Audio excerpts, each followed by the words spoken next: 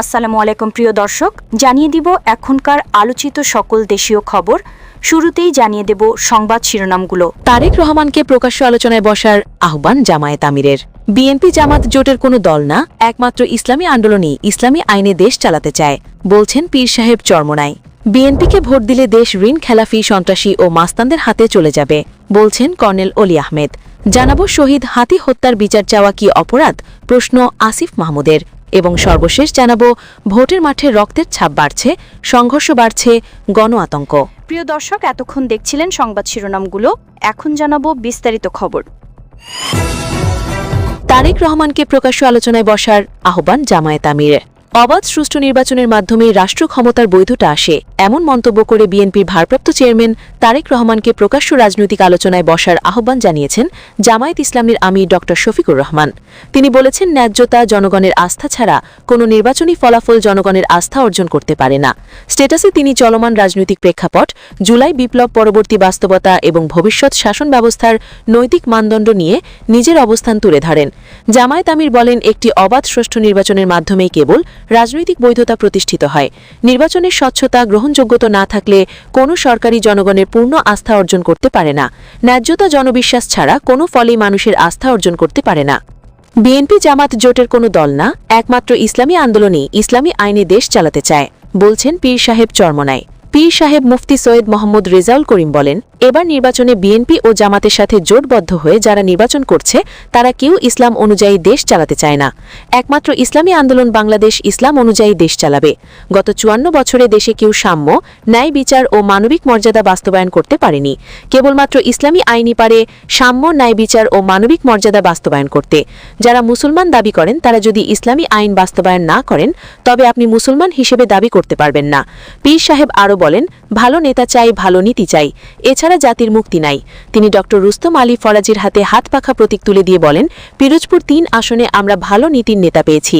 তিনি ১২ তারিখ নির্বাচনে হাত পাখা মার্কায় দেয়ার আহ্বান জানান। বিএনপিকে ভোট দিলে দেশ ঋণ খেলাফি, সন্ত্রাসী ও মাস্তানদের হাতে চলে যাবে, বলছেন কর্নেল অলি আহমেদ। লিবারেল ডেমোক্রেটিক পার্টির চেয়ারম্যান কর্নেল অলি আহমেদ বীর বিক্রম বলেছেন, যে দলের নেতা বলে আমি দেশে যাব কিনা আমার উপর নির্ভর করে না, এটা নির্ভর করে অন্য বিষয়ের উপর। অর্থাৎ মোদি সাহেব অনুমতি দিলে আসবে, মোদি সাহেব অনুমতি না দিলে আসবে না। আপনারা কি মোদির গোলাম? না। তাহলে চিন্তা করতে হবে কোন পক্ষে যাবেন। মোদির গোলামে যাবেন না বাংলাদেশের জনগণের গোলামের পক্ষে যাবেন। এটা বাংলাদেশের স্বাধীনতার সার্বভৌমত্বের বিষয়। নির্বাচনী জোট নিয়ে তিনি বলেন, আমিও জামায়াতে যোগ দেই নাই, জামায়াত এলডিপিতে যোগ দেয় নাই। আমরা দেশপ্রেমিক ও জাতীয়তাবাদী শক্তি এক হয়ে কতগুলো কর্মসূচি নিয়েছি। কর্মসূচিগুলো হলো, আমরা ন্যায় ও ইনসাফ প্রতিষ্ঠা করব, টেন্ডারবাজি বন্ধ করব, দুর্নীতি বন্ধ করব, ঋণ খেলাপিদের জেলে আবদ্ধ করে ঋণগুলো পরিশোধের ব্যবস্থা করব। তিনি আরও বলেন, আমি বিএনপি নেতাকর্মীদের বলছি, তোমরা লেখাপড়া করো, আর গুন্ডামি চলবে না।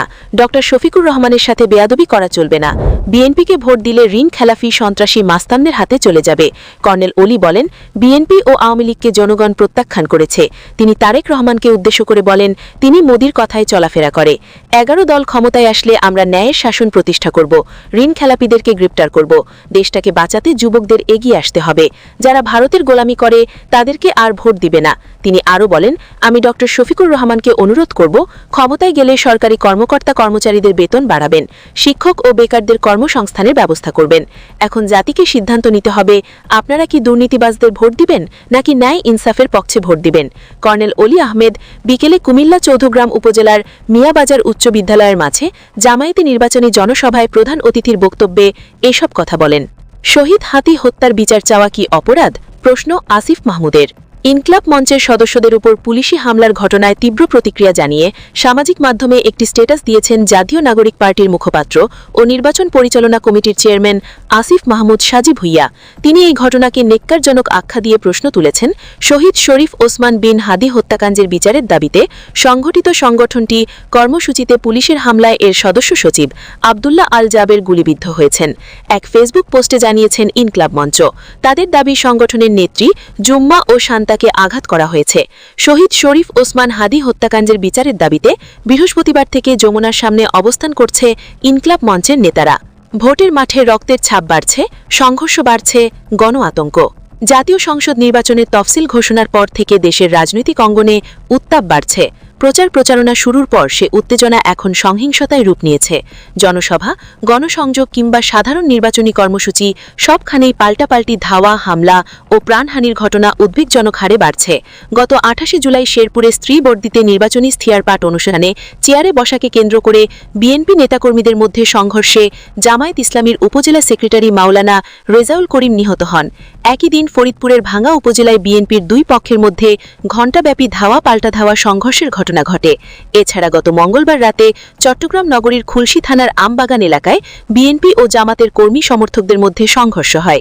আইন শৃঙ্খলা রক্ষাকারী বাহিনীর তথ্যমতে সহিংসতার বড় অংশই ঘটছে প্রতিদ্বন্দ্বী প্রার্থীদের সমর্থকদের মধ্যে। বিশেষ করে কুমিল্লা জেলায় সবচেয়ে বেশি সংঘাত প্রবণ হয়ে উঠেছে। চৌধগ্রাম, হোমনা ও কুমিল্লা সদরে ভাঙচুর, অগ্নিসংযোগ ও স্বতন্ত্র প্রার্থীর বহরে হামলার ঘটনা ঘটেছে। কোনো স্থানে দলীয় অফিস ও সমর্থকদের বাড়িতে হামলা, আবার কোথাও স্বতন্ত্র প্রার্থীর বহরে হামলা এবং পাল্টাপাল্টি ধাওয়ার ঘটনা ঘটেছে। এসব ঘটনায় একাধিক ব্যক্তি আহত হয়েছেন। কুমিল্লার পরেই লক্ষ্মীপুরে 4 দফা সংঘর্ষের খবর পাওয়া গেছে। নির্বাচনী প্রচারণা লিফলেটের বিতরণকে কেন্দ্র করে এসব ঘটনা সংঘটিত হয়েছে। এছাড়া নারী কর্মীদের কার্যক্রমে বাধা দেওয়া, প্রচারণা ঠেকানো কিংবা মুখোমুখি অবস্থানের ঘটনায় উভয় পক্ষে বেশ কয়েকজন নেতাকর্মী আহত হয়েছেন। এসব ঘটনায় স্থানীয়ভাবে আতঙ্ক ছড়িয়ে পড়ে। আইন শৃঙ্খলা বাহিনী বলছে, পরিস্থিতি নিয়ন্ত্রণে আনতে সর্বোচ্চ চেষ্টা চলছে। রাজধানী ঢাকা সহ সারা দেশে বাড়ানো হয়েছে নিরাপত্তা নজরদারি, একই সঙ্গে বাড়ানো হয়েছে গোয়েন্দা নজরদারি। সমান্তলে সারা দেশে চলছে যৌথ বাহিনীর অভিযান ও টহল। সহিংসতায় অংশ নেওয়া ব্যক্তিদের চিহ্নিত করে গ্রেপ্তার করা হচ্ছে নিয়মিত। অপরাধ ও নিরাপত্তা বিশ্লেষকদের মতে নির্বাচনের দিন যতক্ষণই আসবে সংঘাতের ঝুঁকিও তত বাড়বে। রাজনৈতিক দলগুলোর মধ্যে প্রতিদ্বন্দ্বিতা, বিদ্রোহী প্রার্থী এবং মাঠ পর্যায়ে উত্তেজনা বড় ধরনের সহিংসতার আশঙ্কা তৈরি করছে। লুট হওয়া অস্ত্রগুলো উদ্ধার না হওয়ায় এই আশঙ্কা আরও বাড়িয়ে দিয়েছে। অন্যান্য নির্বাচন থেকে এবারের নির্বাচনের সহিংসতার চিত্রটা একটু আলাদা উল্লেখ করে তিনি আরও বলেন, লুট হওয়া অস্ত্রগুলো এখনও উদ্ধার না হওয়ায় খুনের ঘটনা বাড়তে পারে। পাশাপাশি সরকারি ও অর্ধ সরকারি স্থাপনায় অগ্নিসংযোগের ঘটনাও ঘটতে পারে। যারা মনে করবেন আইন শৃঙ্খলা রক্ষাকারী বাহিনী তাদের বিপক্ষে কাজ করছেন, তারা এ ধরনের কাজে জড়িয়ে যেতে পারেন। এই কারণে আইন শৃঙ্খলা রক্ষাকারী বাহিনীর সদস্যদের আরও বেশি সতর্ক থাকতে হবে। তবে পরিস্থিতি এখনও নিয়ন্ত্রণের বাইরে চলে যায়নি বলে মনে করছেন পুলিশের সাবেক মহাপরিদর্শক মোহাম্মদ নুরুল হুদা।